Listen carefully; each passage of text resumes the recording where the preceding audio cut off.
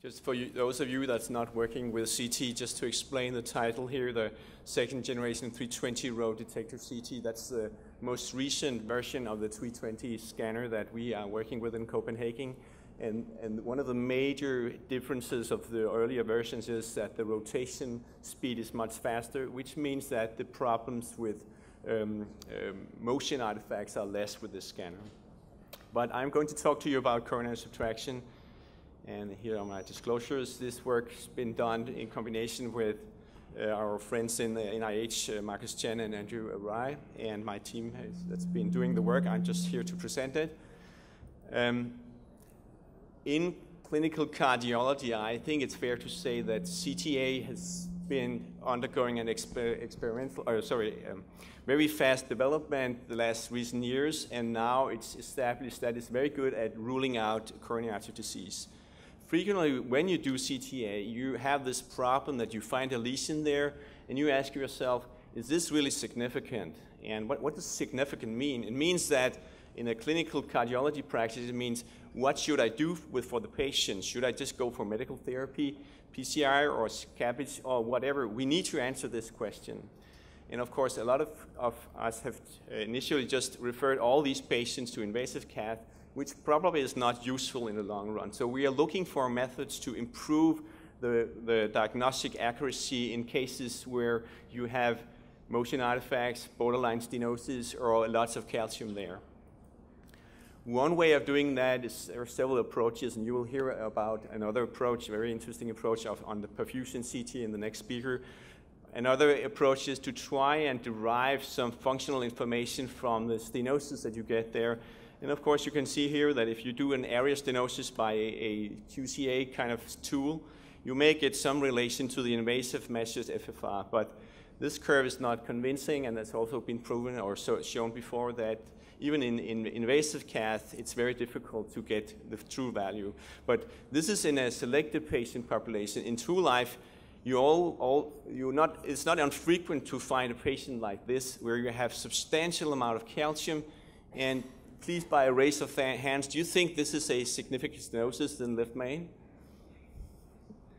Nobody wants to make a call here because this is very difficult, and so we need some more help for. And this is why I think the subtraction approach that I'll be going to tell you about is very interesting. This is just to make a point that it's not new that if you have a lot of calcium there, the diagnostic accuracy of CTA goes down here. If you have more than 600 in Gadsden score, the area on the curve goes down to 80, which is not that surprising. So this is the thing that I'm going to show you is based on initial work that was done in Japan in Nevada Medical University. And they asked themselves, is it possible to remove coronary calcium by subtraction? And of course, you need some very good scanner to do that. So they started doing it with the first generation scanner. And they actually were able to do some pretty good work.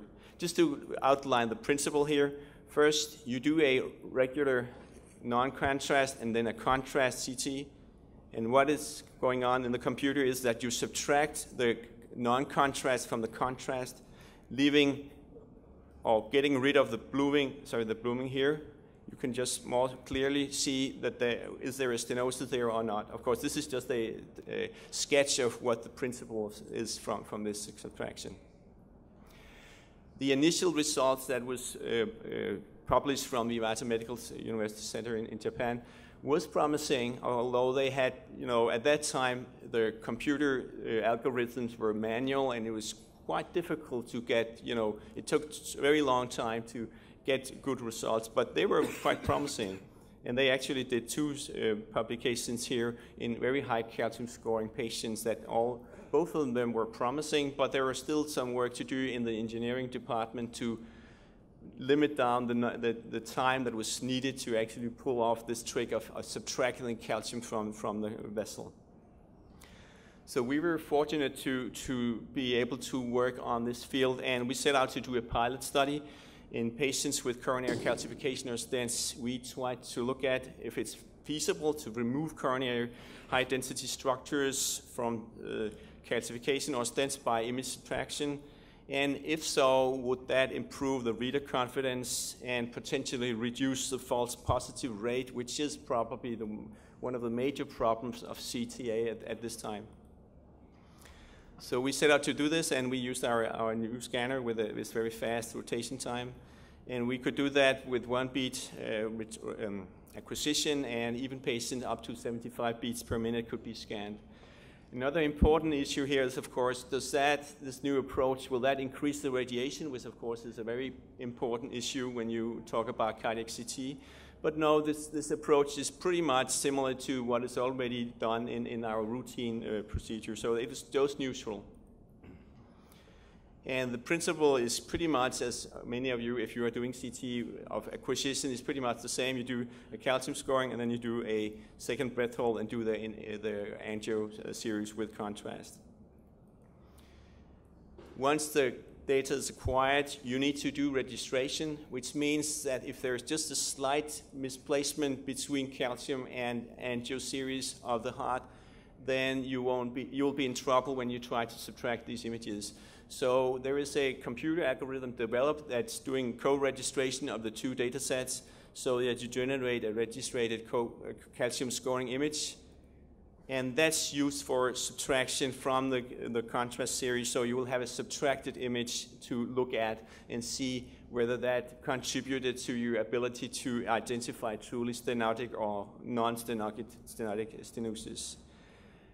This was just initial results that I will show you, and we gathered 27 patients with a moderately high Agatston score.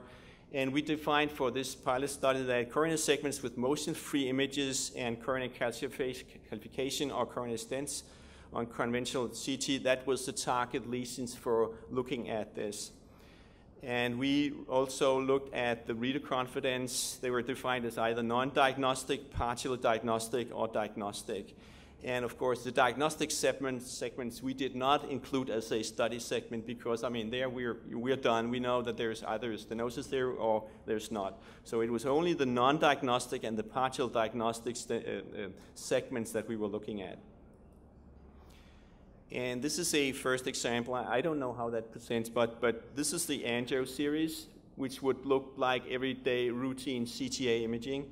And this is the LAD. And you can see here that it's heavily calcified, so there's no way of putting a diagnosis there. This would be an inconclusive CTA, or it would be potentially positive. The patient needs more testing.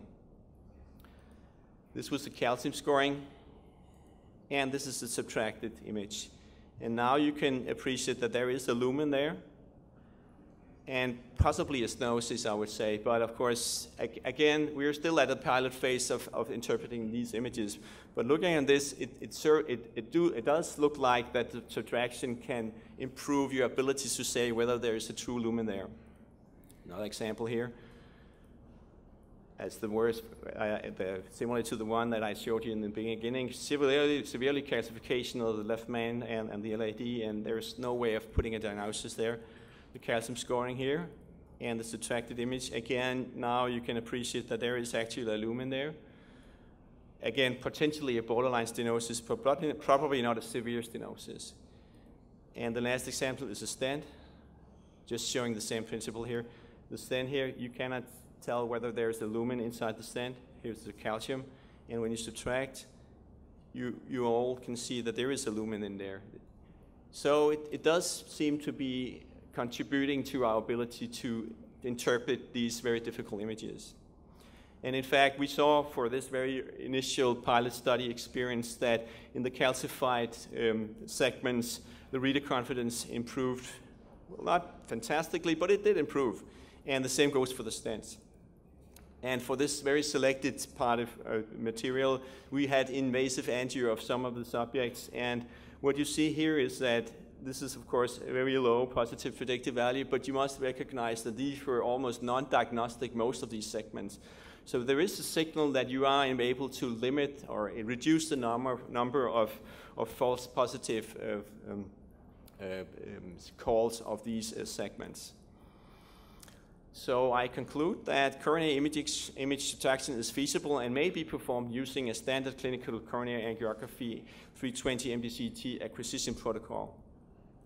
coronary image subtraction appears promising as a logistically simple add-on to conventional cardiac imaging.